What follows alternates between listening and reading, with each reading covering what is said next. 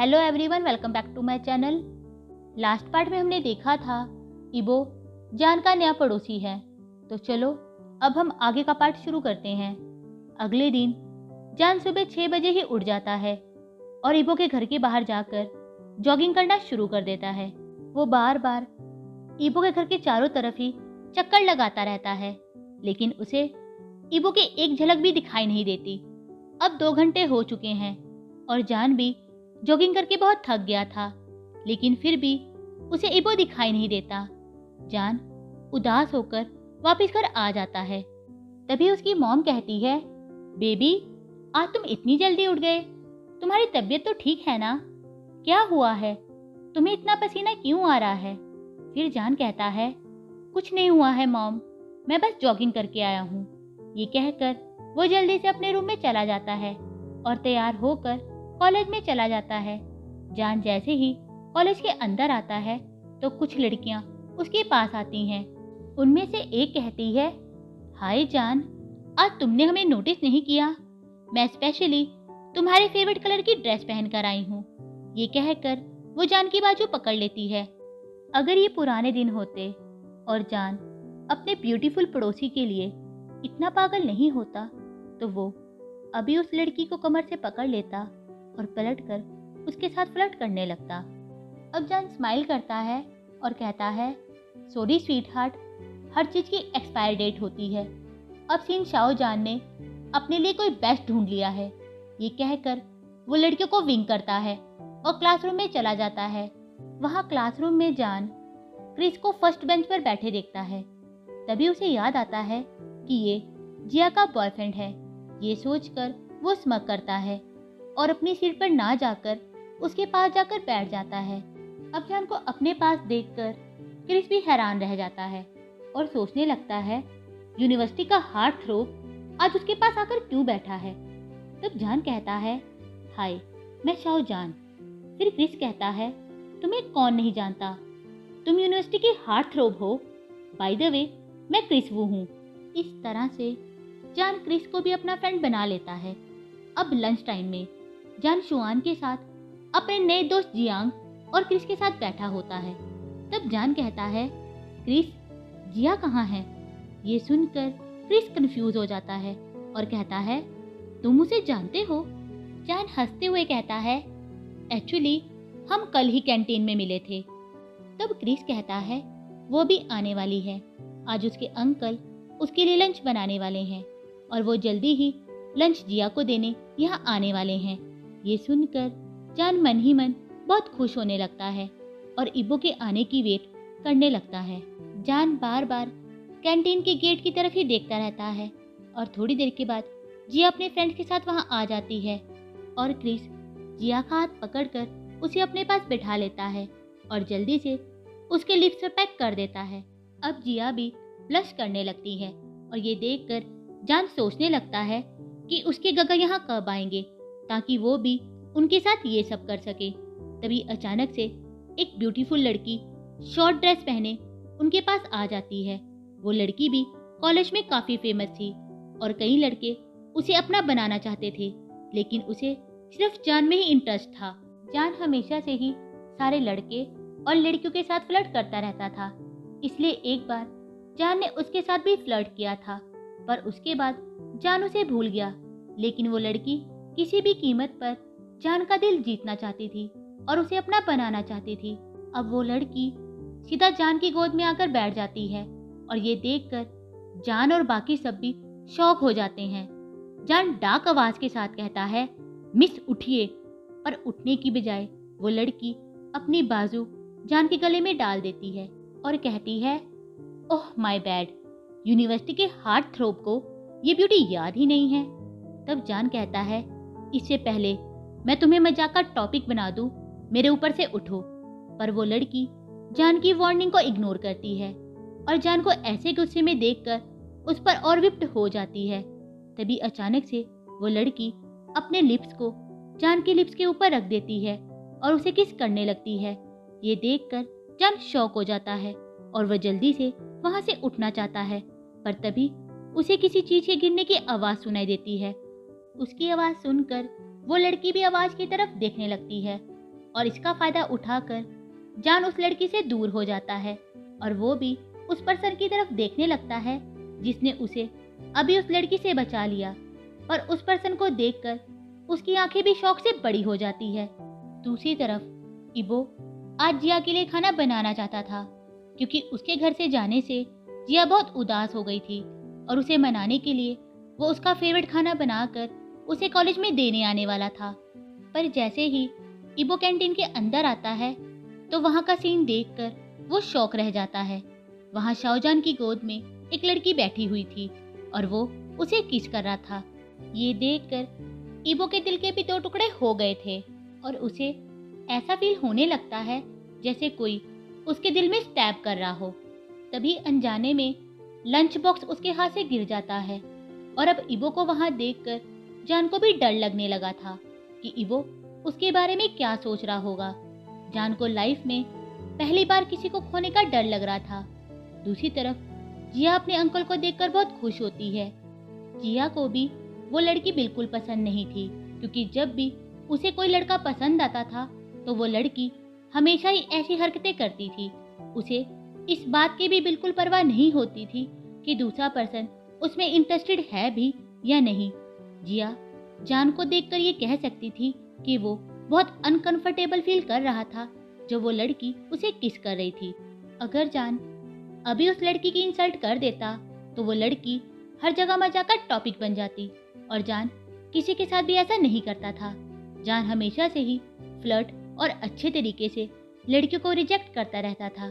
अगर जान को पहले ही पता होता कि वो लड़की ऐसा कुछ करने वाली है तो वो उसे पहले ही रोक देता। अब जिया भागकर इबो के पास आती है और कहती है, अंकल आप यहाँ, मुझे लगा था कि आप नहीं आओगे। जिया की आवाज़ सुनकर इबो अपने शौक से बाहर आता है और जल्दी से बॉक्स को उठा लेता है और कहता है, मैं आने वाला था पर मुझे ऑफिस से फ़ोन आ गया इसलिए मैं थोड़ा लेट हो गया। फिर जिया कहती है, थैंक यू अंकल, मैं भी आपके खाने को बहुत मिस कर रही थी। इबो का ध्यान जिया की बातों की तरफ बिल्कुल भी नहीं था। वो बस जान की तरफ ही देखता जा रहा था, जिसकी आंखें उसे कुछ कहने की कोशिश कर रही थी, पर इबो उसे सुनना नहीं चाहता था। तब इबो कहता है, जिया बेबी मैं अभी लेट हो रहा हूँ, अब मैं चलता हूँ। ये कहकर वो जल्दी से अपनी कार की तरफ चला जाता है। इबो को पता था कि कोई उसके पीछे आ रहा है, पर वो उसे इग्नोर करता है और अपनी कार चलाना शुरू कर देता है। अब जान जल्दी से कार के सामने आ जाता है तो इबो गुस्से में कार से बाहर आता है और कहता है, बच्चे तुम्हारी प्रॉब्लम क्या है? प्लीज मुझे तंग मत करो, नहीं तो मैं तुम्हारे अगेंस्ट हरासमेंट और स्टॉकिंग का केस फाइल कर दूंगा। ये सुनकर जान की आंखें बड़ी हो जाती हैं और वो पाउट करते हुए कहता है, इबो गग आप अपने फ्यूचर हबी को ऐसा कैसे कह सकते हैं? ये सुनकर इबो को और गुस्सा आने लगता है और वो कहता है, मैंने कहा मुझे अकेला छोड़ दो, मैं एक बच्चे में इंटरेस्टेड नहीं हूँ। अब जान को भी थोड़ा बुरा लगने लगता है, फिर भी वो स्माइल करता है और इबो के पास आकर उसे कार पर पुश करता है। जान के पास आने से इबो का दिल भी जोर जोर से धड़कने लगता है, लेकिन वो इसे इग्नोर करता है क्योंकि इस टाइम वो बहुत गुस्से में था। उसकी आंखों में न सिर्फ गुस्सा था बल्कि उसमें उदासी और डिसअपॉइंटमेंट भी थी। अब जान देखता है कि इबो उसके टच से थोड़ा मेल्ट हो गया है तो वो उसके और पास आता है और अपनी फिंगर को इबो के गालों पर मूव करने लगता है, पर इबो उसके टच को इग्नोर करता है और अपना चेहरा दूसरी तरफ कर लेता है। अब जान इबो की स्पेक्स उतार देता है और उसकी आंखों में देखने लगता है। इस टाइम इबो की आंखों में आंसू थे, जिसे देखकर जान के दिल में भी दर्द होने लगा था। इबो को ऐसे देखकर जान को भी एक बात श्योर हो गई थी कि वो कभी भी इबो की आंखों में आंसू नहीं देख सकता। वो उसकी आंखों में हमेशा खुशी की चमक देखना चाहता है। जान धीरे धीरे इबो के चेहरे के पास आने लगता है और इबो अपनी पूरी कोशिश करता है कि आंसू उसकी आंखों से ना गिरे, इसलिए वो अपनी आंखें बंद कर लेता है, पर इसके कारण आंसू उसकी आंखों से बाहर आने लगते हैं और उसके गालों से नीचे गिरने लगते हैं।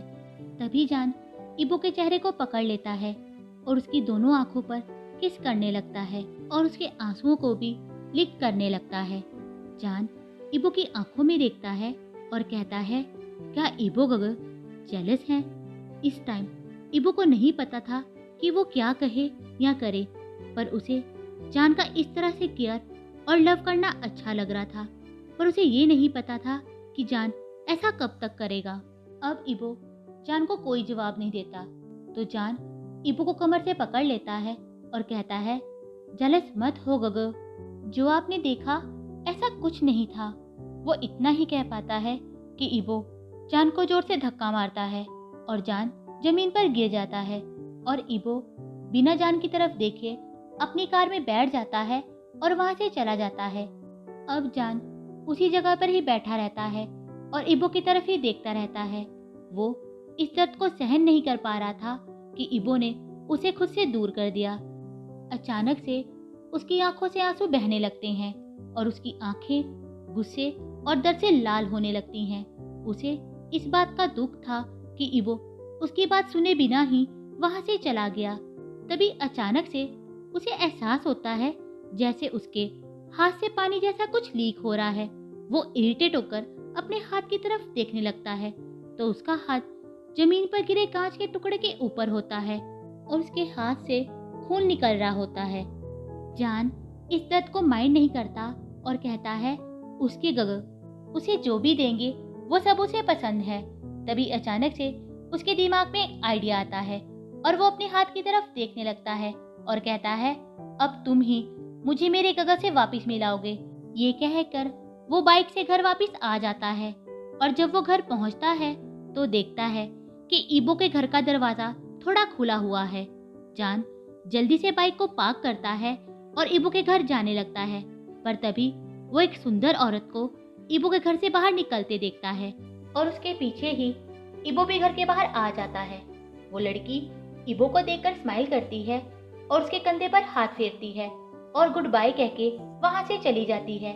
ये देखकर जान को बहुत गुस्सा आने लगता है, पर अभी वो अपने गुस्से को शांत करता है क्योंकि उसे सबसे पहले अपने गगा की मिसअंडरस्टैंडिंग को दूर करना था।